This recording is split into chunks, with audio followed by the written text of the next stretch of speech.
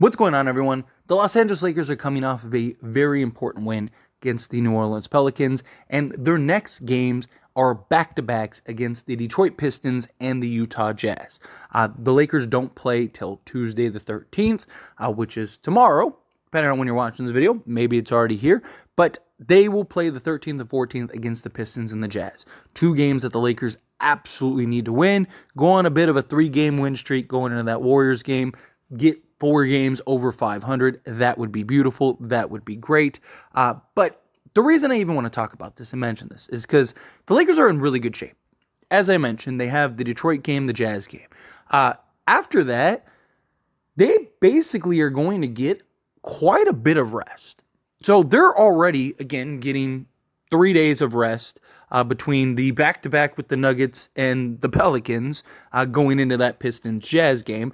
What's also crazy is the Lakers, they still have, after that Pistons and Jazz game, right, which would be the second back-to-back thus far this month, they follow that up with a Warriors and Spurs back-to-back, and then a Clippers and Wizards back-to-back. I don't know who made this schedule, but it is insane. And the month of March it's like unfairly insane, right? Like the Lakers would be lucky in the month of March to finish 500. I mean, go look at their schedule. It is ridiculous. But nonetheless, what is good though is the Lakers are going to have a lot of downtime in between. So the Lakers will get, as I mentioned, 3 days into that Pistons and Jazz game, but then they get the All-Star break. They get 8 days of rest before they have to go into that Warriors game. Now, obviously, LeBron James and Anthony Davis, they're going to be All-Stars, so they're going to be doing some play stuff, but it's not like, we're not talking about the All-Star game of like the 90s and early 2000s where guys are legitimately going after each other, and it's like, you know, it's a NBA Finals game for the All-Stars, right? They're just showing up. They're having fun. They're coasting. It's not real like work. It's not like a real game.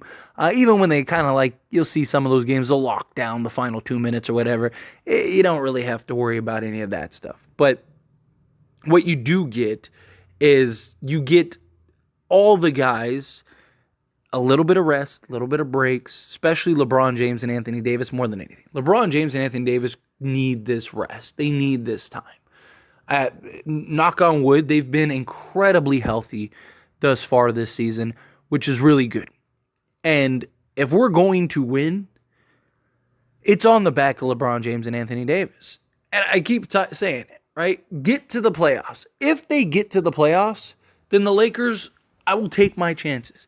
Take my chances against any team because of the two guys that you see on screen right now.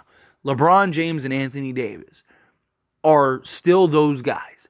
And once they get into the playoffs, good luck. You're going to have to beat them. They're not just going to let you win. And in a 7-game series with LeBron, where he can, if he's healthy and he can kind of navigate and control and dictate those series, good luck. But rest is very important. Rest is very key. And so to get this rest before you got to go into all these back-to-backs and then that just juggernaut of a March month, it's going to be tough. But another big thing is the Spencer Dinwiddie acquisition, right? Usually, and you've seen it with other teams, get a player, he comes in, and you have, like a handful of games of just that awkwardness.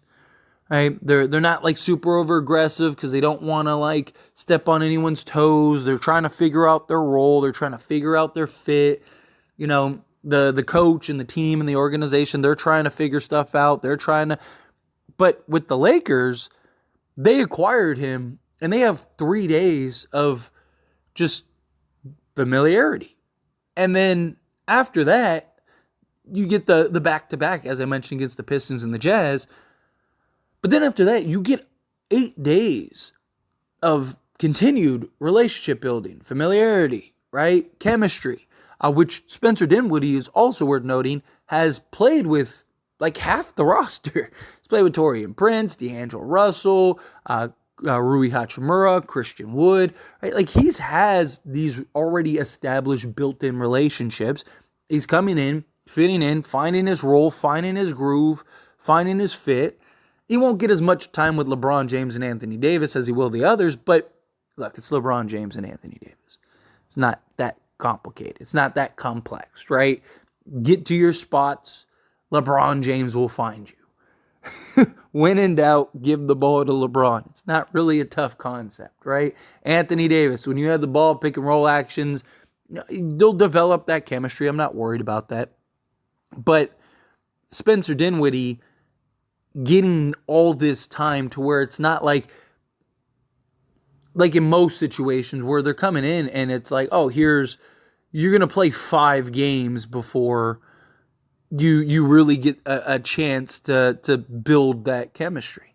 I'm hoping that it's something where he comes in and immediately they're off to the races.